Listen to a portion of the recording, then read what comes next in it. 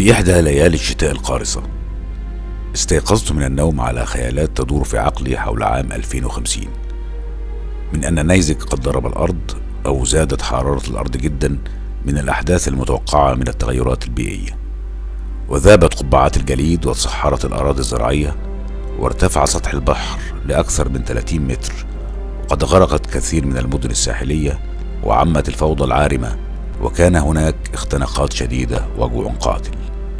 ورأيت إني أقف في طابور طويل لسماع اسما وقع عليه الاختيار لنقله إلى الأماكن الآمنة، وأنا أرى منهم أنهم يفرقون بين الآباء وأبنائهم، من اختير ومن لم يختار، حسب قانون النخبة الذي يحدد من سينجو إلى سفينة نوح بعد دخول الأرض مرحلة الشتاء الطويل. وبعد وهلة أدركت أن هذا هو عقل الباطني هو الذي يحدثني بعد مطالعتي للكتاب الرائع وجه غاية المتلاشي تحذير أخير.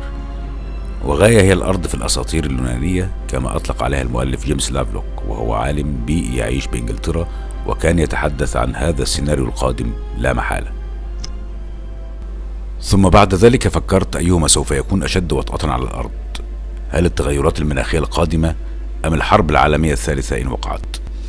كما حذر من مغبة وقوعها ثعلب السياسة الأمريكية العجوز هنري كيسنجر السياسي الأمريكي المخضرم. وكما نعلم فإن عدد ضحايا الحرب العالمية الثانية تجاوز 62 مليون نسمة، فما بالك بالحرب العالمية الثالثة ونحن على شفا هاوية الأسلحة النووية.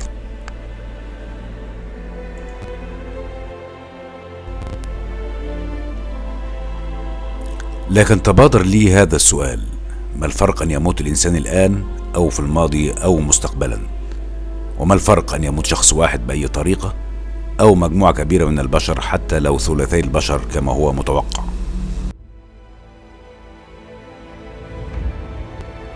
وما جدوى الصراعات السياسية وثورات الشعوب التي مات من أجلها الآلاف مقابل الوعود السياسية والبرامج الاقتصادية للمجتمعات بخلق مجتمعات أكثر حرية وعدلا وتعليما وصحة ووفرة في الدخل والمعيشة؟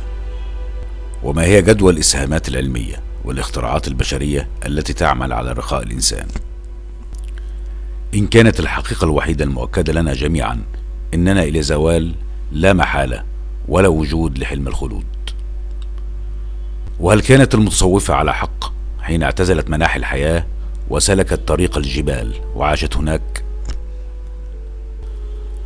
ثم توجهت إلى مكتبة كبيرة كنت معتاد الذهاب إليها، وكنت أطالع بها بعض الكتب في علم مقارنة الأديان، أو ما يسمونه فضاء معرفي لفهم الآخر، أو الملل والنحل. لكن حينها كنت مقتصرا على أديان السماوية فقط. ثم قابلت هناك شاب لطيف كان عائدا توه من اليابان، وتبادلنا أطراف الحديث، وسألني عما أبحث عنه فشرحت له الموضوع، لكنه فاجأني بسؤال: هل قرأت البوذية؟ فقد تكون أكثر منطقا. وأنا أعلم أن البوذية لها وزنها حتى خارج أراضيها، فشخصية كستيف جوبز مؤسس شركة أبل كان قد اعتنق البوذية في سن مبكر. نظرت له وأنا في دهشة شديدة، وعلى هذا المنوال تذكرت كتاب المعتقدات الدينية لدى الشعوب لجيفري باراندر، أستاذ مقارنة الأديان في جامعة لندن، وهو كتاب ضخم وقيم جدا في الحد ذاته.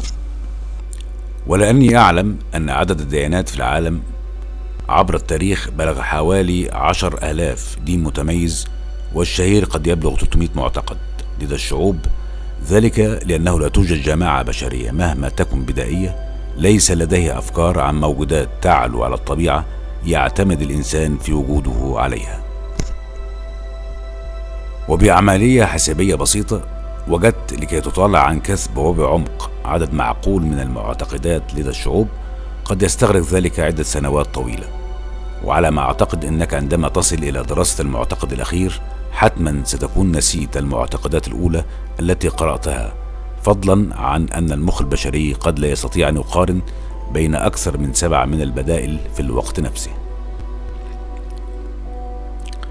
شكرته وسلمت عليه وتركته، وأنا لا أزال أفكر في خروج من هذا المأزق الفكري أو الشتاء الفكري إن صح التعبير. دمتم على خير، وتابعونا في الفصل التالي إن شاء الله.